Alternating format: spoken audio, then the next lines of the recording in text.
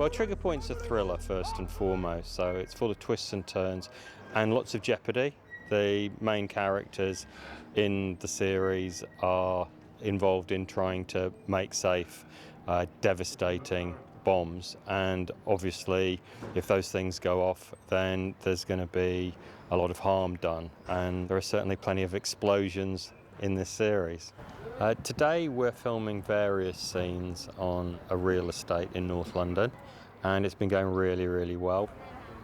The towers are gigantic, 15, 16, 17 floors, lots of little walkways in between, and it had all the horizontals and all the verticals, and had an amazing inner courtyard that we could get the Armada, which is all of the police vehicles, the emergency vehicles, and we wanted that strong connection between all the police and the tower blocks. The estate has been incredibly welcoming, really helpful. All the residents are involved.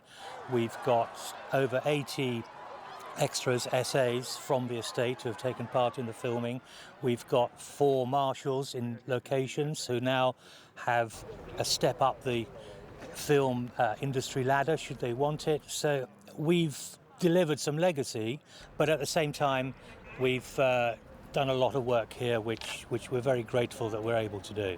But I was very conscious, the location manager, the production, that we have to create bonds between people, the estate and us. Talking to them, explaining what we're doing, being very thankful.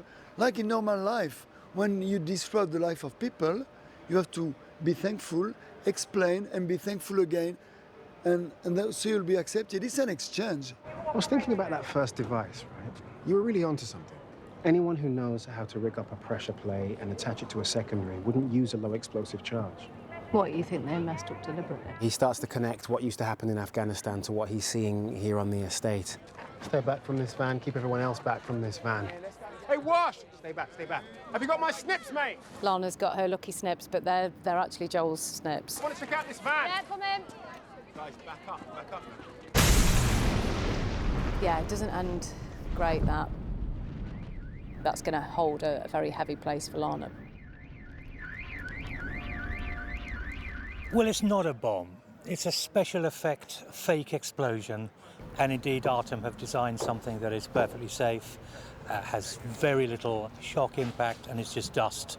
The locations department have worked very closely with all the residents here, making sure they're happy with what we're doing, giving them like specific timings.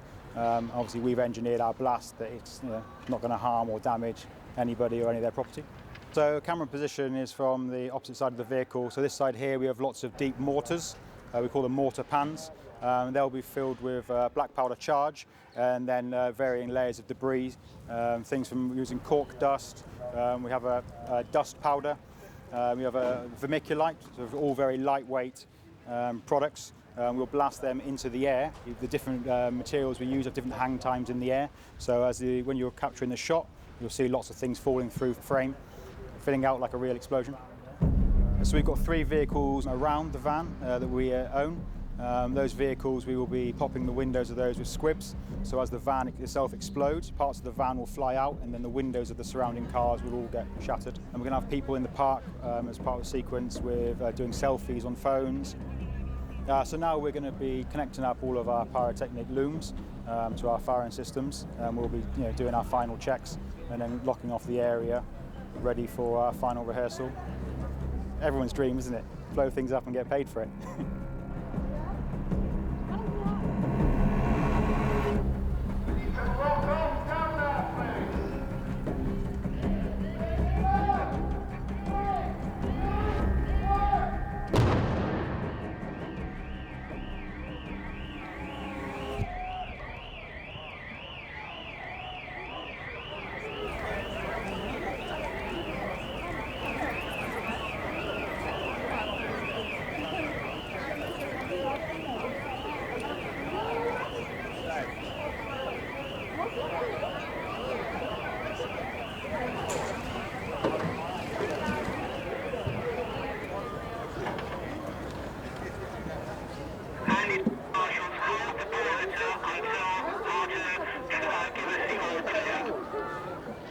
Artem, trust them a lot.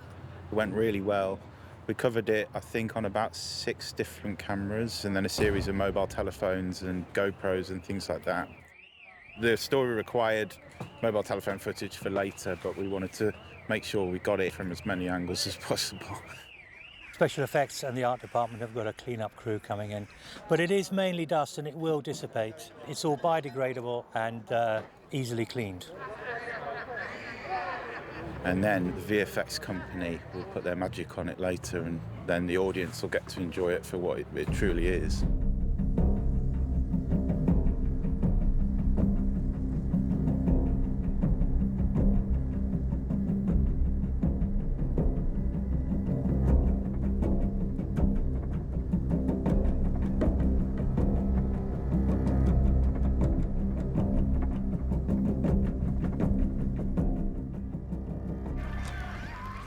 Filming the aftermath is quite a nasty thing to look at, and I think, again, it's an interdepartmental thing where everyone's worked together.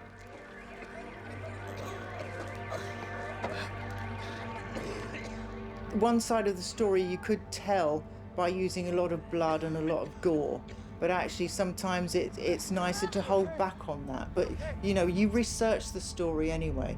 You find out where they've been, what they've seen. I did a lot of work on war surgery, but it doesn't necessarily mean that you actually have to show that side of it. Everyone was very passionate and committed. Without them, nothing was possible. Costume, art department, DOP, fantastic director of photography, production, AD, everyone. Move it, Lana, keep moving! Everyone was amazing.